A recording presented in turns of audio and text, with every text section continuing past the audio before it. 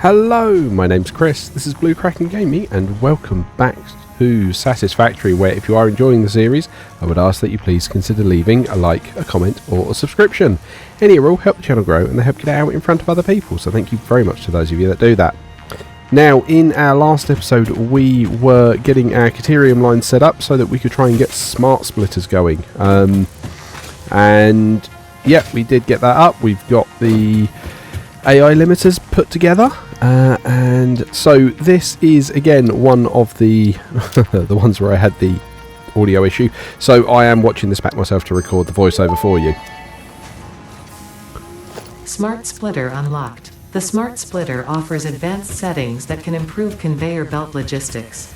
Okay, so like I say, this is where we were kind of picking up on that. So I'm not going to remember all of my thought trains on this, but I know I was trying to get to see whether I could get the tier 2 power poles, because they will be useful and we do like them. So I think I just try and pinch it out of the...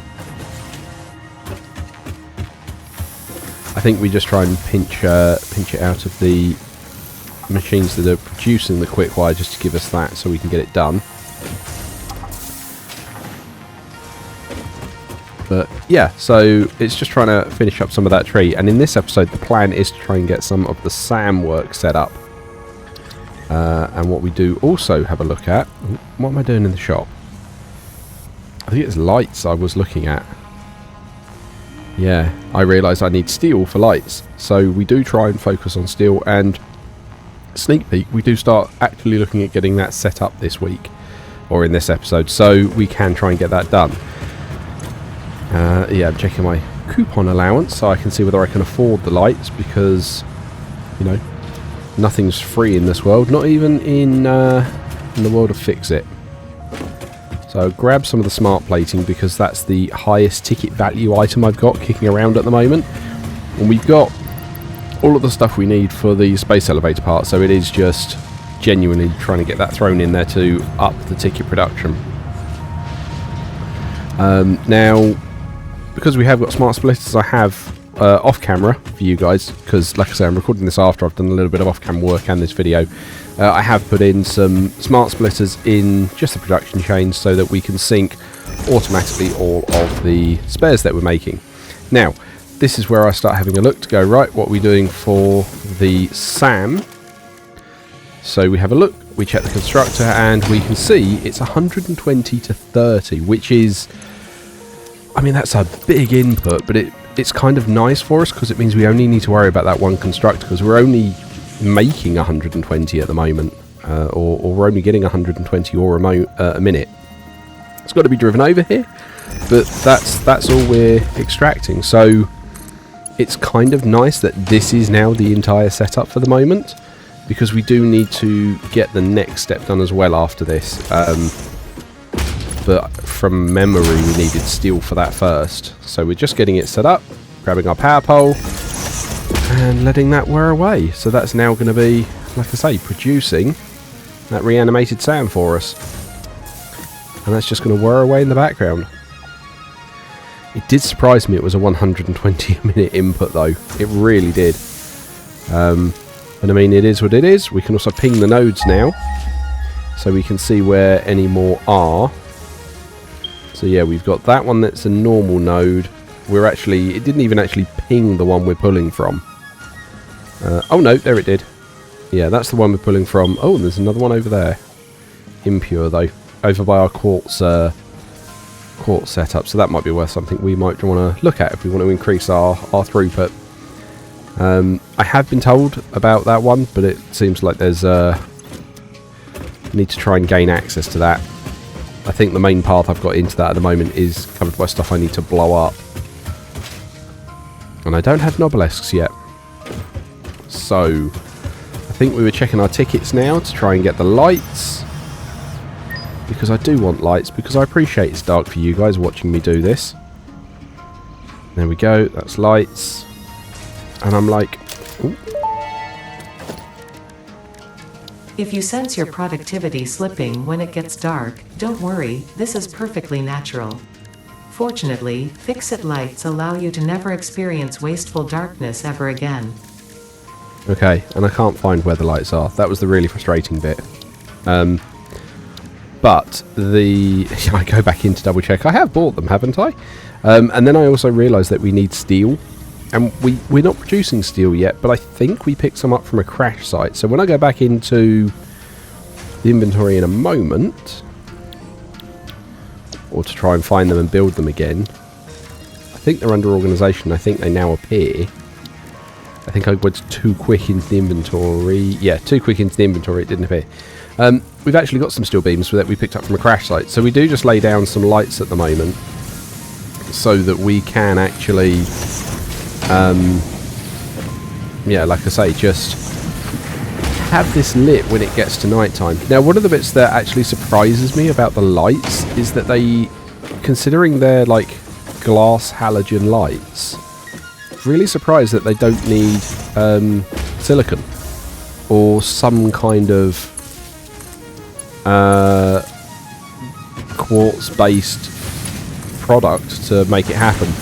Now I'm hoping the lights look pretty good because I have got lumen turned on here, and we have got global illumination set, because yeah, we are running this episode and the last episode on my new PC, so it's a lot more chunky.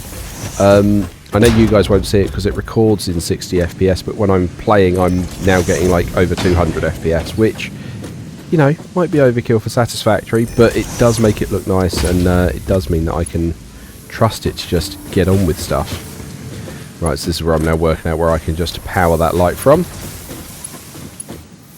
There we go, and then we run this second row as well. But it does mean that we can have all the lumen and all the nice things just looking very pretty. Because I actually really quite like how the lumen's doing the natural lighting in here, where you can actually see the light beams and it just makes everything feel more, I'm going to say more real and less artificial, where things just, you know, spontaneously have some form of light. We had to come up here because we've had to grab more quick wire, but we are hopefully getting some produced. There you go, there's a backup there that we can grab.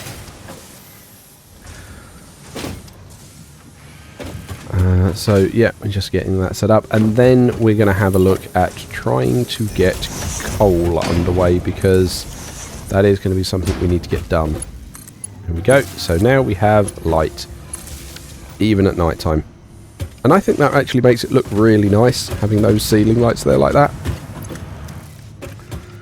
It just makes everything look a bit brighter, and it kind of makes it look a bit more real and less more like just, you know, a horrible depressing box. Now, I'm aware of some iron nodes that are nearby. We've driven past them a couple of times, and I basically am going to go and get those for the iron, and we're going to try and use some of the coal that we're currently using to fuel the trucks with to make up this difference. So we've got a 45 to 45, and what is it? I think we've got two. I think there are two nodes when I'm actually recording this, which is why I've only made the two portable miners, but there's actually four over to where we're going. So that's going to be one of the bits that we're going to have a look at. Apologies, one of my hard drives just binging there. Right, so we're going to head over in this direction, and it's actually at the foot of the cliff where we're pulling the sand ore from. Just about over there. You might be able to see it already. There you go. Those are the nodes that I'm going to try and tap, or that we do tap. We do it very rough and ready. We don't make it look pretty, but then that's not what we're trying to do. They are impure nodes, which means all four of these together is only giving us 120 ore, which for the moment is fine. That covers off what we need. We have just got to deal with this hog and do the tango. That's the thing. I can't get too invested now because I've done that. I don't know how hard I need to fight because I've already dealt with that. So this is where we are going to make two more portable miners, because I realised there's four over here, not two. So we just quickly throw those together. And now we need to take the tops off and basically get it going. And I do I do remember someone having a comment saying that they can't ever do this again without hearing "We Will Rock You," but you know, as I said when I recorded this originally, sorry not sorry, because you know it's a great song. But we do just knock all these down.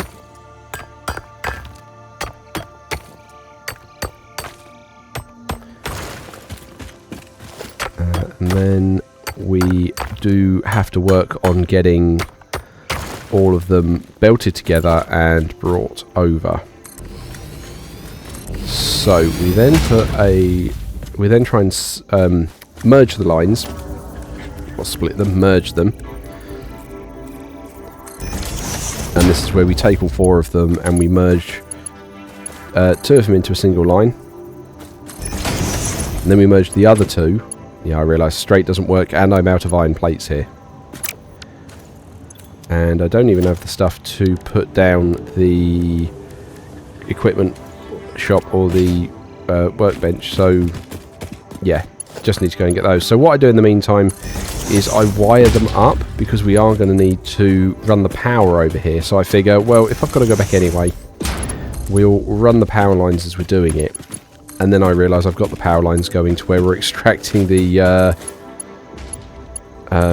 quartz. So that was actually a significantly shorter run than I thought it was going to be to get the power set up there. So again, we just do a little bit of a run back. And yeah, that's the bit. This is the problem I've got trying to do this after the fact. I don't remember what I was thinking to try and fill this gap. So it is just a bit of an odd piece. But, you know, we do what we do. And I want you guys to still see what's happened. I didn't want to just skip the video or put it up as a silent one. But that wouldn't have felt right to me. I dump all the ore in there because I don't need to be carrying all that iron ore. Because it's just not necessary. I don't need it. And then we're going to run and do all that belting. Now, where it comes to actually where we're going to be putting these foundries to try and make our steel, I make the decision, and I can't remember whether I've made it at this point or whether it comes like as I'm running the belts over. We're going to put them on the top of the truck station there, or the tractor station. So that's where we're going to run it all to, and we're going to produce the steel upstairs there, because we've got a bit of room upstairs. So we're going to make do of that. So now we're just putting our remaining splitters in, or not splitters, mergers in, so that we can put all of those lines together. Because, yeah, the 430s will make the 120 we can run over, because we can use a Mark II belt to get it over on a single line. So that's now all coming together, slowly. And then I realise, oh no, I'm out of Mark II. So I do a quick start there, and then we go and grab some Mark II plates. So again, yeah, we're just doing a quick run. Now, one of the things I do here is I'm like, actually, I don't want the quartz to run out. And at the moment, we don't have a tractor collecting coal for the quartz tractor. So, because I've got the loop saved, I load the path and I basically set this truck to go and collect coal to feed that station so that the quartz truck or tractor can keep going. And the problem I've got is I completely was like, why is it not going? Why is it not moving? I did a dum-dum and forgot, you know, vehicles need fuel. I need to give it something to get it to start moving before it can go and do all of that. Now I realise, and I go and grab the coal out of the coal station to feed it. So yeah, we just grab one of those and we set it going. That's what I forgot. So we pop that in there, off he goes. He takes forever to get started, which I don't understand why. It's almost like he, instead of driving to where the loop starts, he just kind of like teleports instead of trying to make his way to that first waypoint.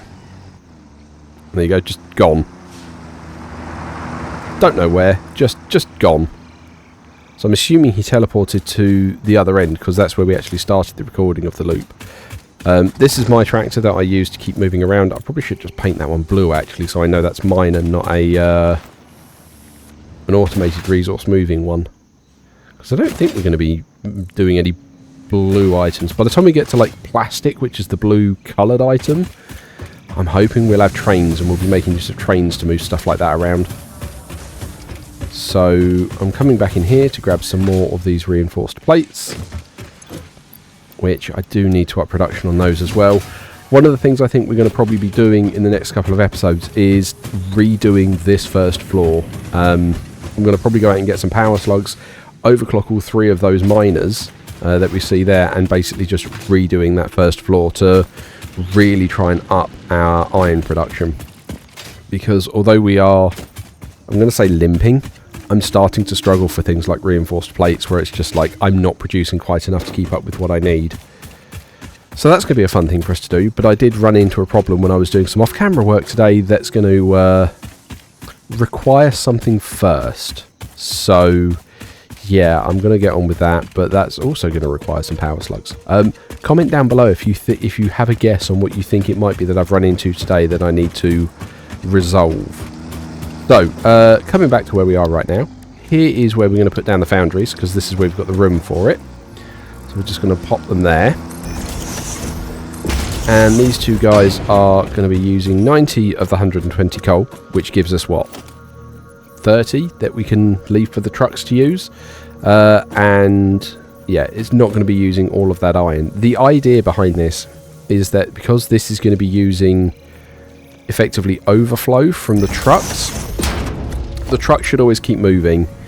I don't mind if we're not efficient on the iron usage here, but we are just going to be able to have a production of steel and keep it going. So we're just playing with the straight lines, which I love. Make it nice and straight. And then we've got to wire this in. Now, I had a comment, and I always forget that if you point a power outlet on a line, it will put it into that line. So I remember that here, and we snap it in the middle quite nicely.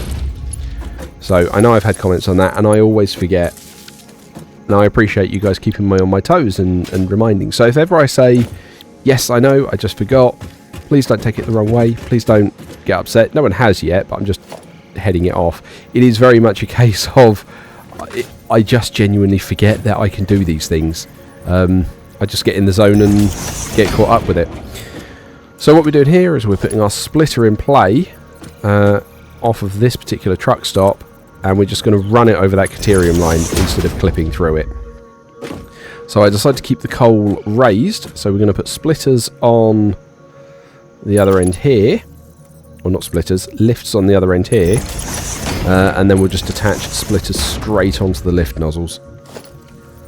There we go, just like so. And then we'll run the coal across.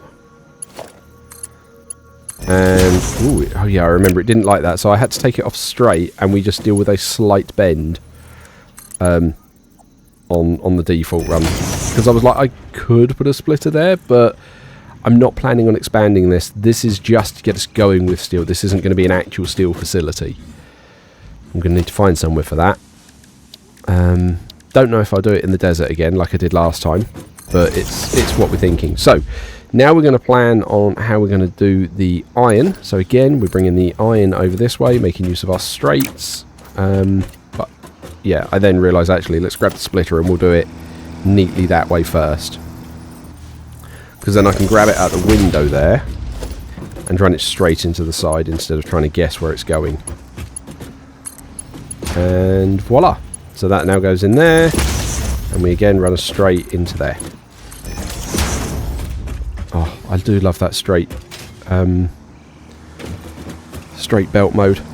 Let me know how you guys are finding that. Are you using it extensively, or are you doing the old-fashioned count 2 steps before you want the bend to get it to behave?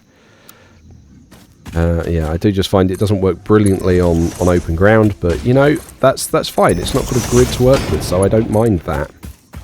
So I'm just keeping the belt raised here because I don't want it to get in the way of any trucks that are moving around. and then, yeah, we wind up just short. Doubly so as we're running this to a truck station, there will be trucks kicking around here. Right, so that is then going to get our iron flowing over here. We've already got the coal over there. So you can see the iron coming along. And then, like I say, that's going to feed in, and we're going to have steel production.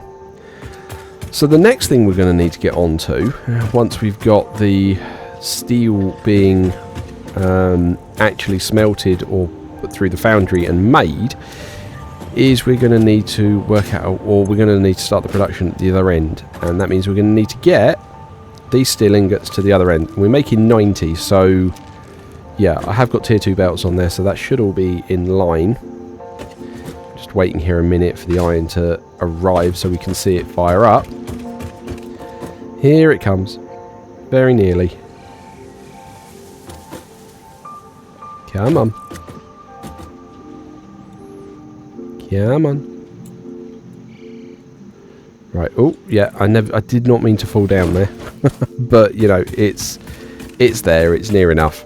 So what we now do is we come round to the front of the building, and we bring the steel out and round. Now, with this, we actually need it to cross the existing lines that we've put in play, because those guys go into a window in the main building that is currently fully saturated, because we've got the SAM, the Caterium, and the Quartz all going into the same window. So we need to create a new window for the steel when we bring it over here. So we're just going to grab some more reinforced plates so we can do that. We check everything's still running smoothly, which it is. It's all going tickety-boo. Right, okay, so we come round and we'll grab some more items that we need. This is, you can see what I mean. This is what I mean. We're going through so many of these plates. Like, there's only 75 there now, and it's backed up. It's just not producing them fast enough. So this is where I'm gonna, at some point in the next episode or two, redo this floor to try and really ramp up that production. But like I say, I need to go and get a ton of power slugs out of it. So I'm just double checking. I think at this point I've realised we're not actually producing enough reinforced iron plates, because we're making 5 a minute, and I think the maths was we're using like 7.5. So yeah, I start trying to overclock this, and I'm not convinced that I'm producing enough, because I need to make sure that we don't run out of normal iron plates, because we're only making 40. And again, this is where we need to get this earlier chain resorted. So we can't actually pull more than 40 in there. We're only pulling 30 at the moment.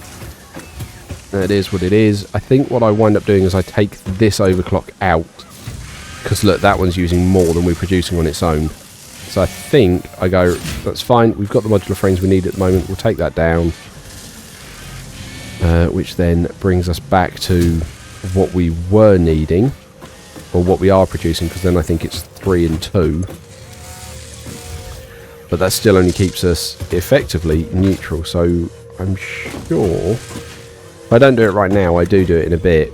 We overclock the reinforced plate producer to just try and keep a little ahead of that curve. It's not ideal, but like I say, I want to redo all of that. So we're just coming back up. We are coming to get the steel. What am I doing? There we go, right. So we're coming around here. Oh yeah, I'm looking for that other tractor to check that it's actually on the way. I think when we do see it, it is moving. It is doing what we expected. Yeah, there it is. So you can see it coming in here and dropping the coal off. So yeah, that's doing what it needs to do, which is good. And then, yeah, we just run this belt over in this direction so that we can get it over. Now, what we do is we put a new window in, but we do make a fresh bridge for the steel so that we can run it over. Just trying to make sure I don't clip. There we go. So, I can't remember how high I run that bridge. Yeah, this is where I'm checking what the production rate. So, we're going to use 60 for steel beams and it's 30 for steel pipes, which will exactly use the 90 that we're making. So it's like, in theory, that works out quite nicely. And I know at some point that 90 isn't going to be, you know, a perfect 90.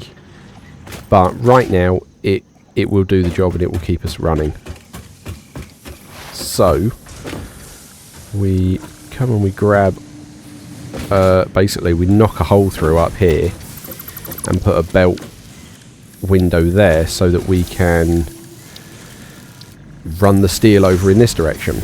Now, that is higher than the other ones we've got. It's going to be slightly less accessible, but where I've put a 3-1 in there, it in theory does give us a bit more room to expand should we need it. Now, I do check. It doesn't make it there completely on its own, which is a shame. And so this is where we then put in a fresh bridge to get over there. Alright, so we're just zooping that out. I was rechecking this, doing a bit of off-camera work the other day, and there was a bean wandering around on this bridge. I don't know how it got up here, but it did. And I was really pleased that that lined up perfectly so that we can just use the 1 meter ramp, and it's just everything lined up perfectly there on that world grid. And normally you'd struggle with heights, so I was really pleased that that played ball with height. Right, so yeah, we just belt this in, set it to straight now because we're on the foundation grid, and realise that I'm out of reinforced plates again because we desperately need to be making more of the damn things. So we come back once again, grab some more of them. He says, going completely out the front door. What are we doing? Oh yeah, we did overclock that particular one, and then we overclock the. Yeah, that was it. I didn't. I was like, oh, I can't upgrade that to tier 2, even though I need to. Yeah, we do upgrade our initial plate making bit, just to get that going a little bit faster. So yeah, we overclock those. And that's when I realise we've only got tier 2 belts at the moment, so we can't move more than 120 items. So there's no point extracting 150, because we can't move that extra 30. There's no point doing it. But we can overclock these guys, all of them, to 200%, which means we can then overclock these guys to 200%. Yeah, I think we go and find another power shard somewhere in a bit, but that basically will allow us to make more. Oh, I still have the slugs on me. Oh yeah, there we go. Yeah, that will allow us to make more plates, which will enable us to overclock our reinforced plates setup so that we can get more put in there. So that's effectively the little loop that I've gone through on there, and then I'm double checking that's making 40 and 40. So we need to upgrade that line, because that's now going to be dealing with 80 coming through. And then I think we have to steal them out of here. Yeah, we grab them out of there, just so we've actually got some, so we can run everything and get it going. Because we do need to go back outside, we do need to upgrade that belt. There we go. So now we are running at 120 iron ore a minute through these. Get all of that upgraded to basically help get all of that done. Right, okay. So yeah, that's all good. And then I upgrade that belt, working on the assumption that when we get round to, or when we overclock this one, it's going to want more than 60, which it doesn't. We don't have enough power shards for that, but it's fine. I'm kind of okay with that. We've just kind of future-proofed it a little bit there. But yeah, like I say, that's going to keep that running quite nicely. So that ups that. Then we need to go back and continue doing our steel production. Oh, what am I coming over to the man for? Oh yeah, research the purple power slug so I can turn that into shards as well. There we go. Research completed. Purple power slugs seem to be near the end of their life cycle and have a significant amount of potential energy stored. It is a good thing Fix-It does not waste. Purple power slugs can now be processed into power shards. Okay, and we have a quick look at the synthetic power shard recipe. We're a long way off time crystals. So we do make use of that extra purple one we've got in our inventory because, again, before I recorded this episode, I'd been doing a little bit of off-camera exploration, so I'm just wandering around doing that. So we do get this. We do get some overclocking done. Oh, double checking I've put that one in there. And then we get this one overclocked. Yeah, so we're doing 60 a minute and 120 screws a minute. So we couldn't actually cope with any more screws if we tried. I think this is where I realised that the end of that isn't actually a tier 2 belt, which is fine, because again, this only needs 60 a minute to keep it going at the moment, which is not a problem. And then, like I say, we head back upstairs and we get some of that steel going. So we've got to head back out and round because we didn't have enough to make it to that window yet. So we go through our little bridge here, which, you know, I might try and look and do some kind of structural support for these, just make them look a little bit more interesting. Right, so yeah, we run that, we leave it on a straight mode, and we plug it in. Oh no, yeah, we're not quite far enough. So yeah, we have to do that. Right, and then in we get. And now we need to use our 2 constructors.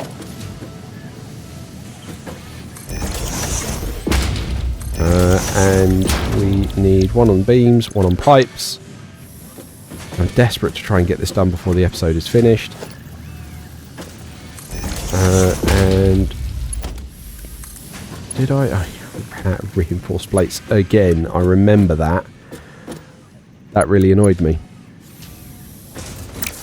What did we do about that? Yeah, I checked. I went to go, right, we'll instead of doing the angle, we'll lift the a straighter shot.